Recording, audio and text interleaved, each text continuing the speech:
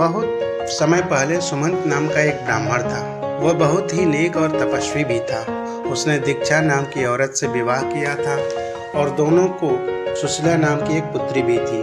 उनकी पुत्री सुशीला बहुत ही रूपवान थी, जो अपने पिता की ही तरह धार्मिक भी थी। लेकिन सुशीला जब थोड़ी बड़ी हुई तो उसकी माँ दीक्षा परलोक सिधार गई। पत्नी दीक्षा के मृत्यु के होने के बाद कुछ समय बाद उस ब्राह्मण ने कर्कशा नाम की एक महिला से विवाह कर लिया। इसके बाद जब पुत्री सुशीला विवाह योग्य हुई तो उसका विवाह कौंडिन्य ऋषि के साथ कर दिया गया। विवाह में विदाई के समय जब ब्राह्मण ने अपनी दूसरी पत्नी कर्कशा से बेटी और दामाद को कुछ देने के लिए कहा तो वह नाराज हो गई। कर्कशा ने गुस्से में दामाद को ईंट और पत्थर देकर विदा कर दिया।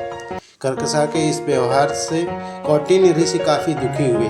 वे अपनी पत्नी सुशीला के साथ आश्रम जाने लगे, लेकिन आश्रम के रास्ते में ही रात हो गई। रात होने के कारण दोनों एक नदी के किनारे रुक गए। इसी दौरान सुशीला ने देखा कि नदी के किनारे कुछ सुंदर स्त्रियां कपड़ों में सजी हुई हैं। वे किसी देवता की पूजा भी कर रही थी। सुशीला उन स्त्रियों के पास गई तो उन्होंने बताया कि वे अनंत व्रत की पूजा कर रही हैं और उन्होंने उस पूजा की महत्ता के बारे में भी बताया।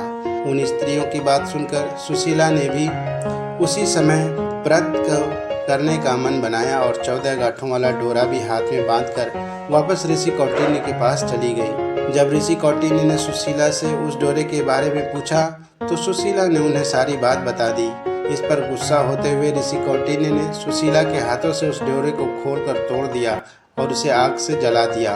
उनके ऐसा करने पर भगवान अनंत जी नाराज हो गए। इसकी वजह से ऋषि कौंडिन्य की सारी संपत्ति खत्म हो गई और वह कुछ समय में ही बहुत गरीब हो गए। इससे ऋषि कौंडिन्य बहुत ही दुखी रहने लगे। एक दिन उन्होंने अपनी इस गरीबी के बारे में अपनी पत्नी सुशीला से पूछा तो सुशीला ने बताया कि यह भगवान अनंत का अपमान होने के कारण हुआ है। उन्हें यह डोरा भी नहीं जलाना चाहिए था। पत्नी सुशीला की बात सुनकर ऋषि कौंडिन्य को अपनी गलती का एहसास हो गया। इसका पश्चाताप करने के लिए वह तुरंत उसी जंगल में गए और अनंत डोरे की खोज करने लगे। कई दिनों तक वह जंगल में भटके, लेकिन उन्हें अनंत डोरा नहीं मिला। एक दिन जंगल में वे बेहोश होकर गिर गए। तभी उनके सामने भगवान अनंत प्रकट हुए। उन्होंने ऋषि कौंडिन्य से कहा, हे कौंडिन्य, तुमने अनजाने में ही सही लेकिन मेरा अपमान किया था। उसी की वजह से तुम्हें ये सारे दुख झेलने पड़े हैं।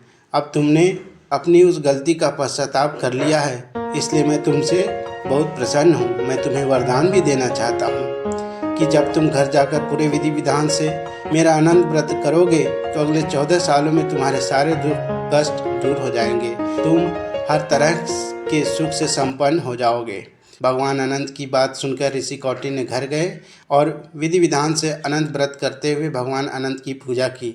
कुछ समय बाद धीरे धीरे उनके सारे कष्ट दूर हो गए। हमें इस कहानी से यह सीख मिलती है कि कभी भी किसी का अपमान नहीं करना चाहिए, खास तौर से धर्म से जुड़ी चीज़ों का। ऐसा करने से बुरे परिणाम हो सकते हैं।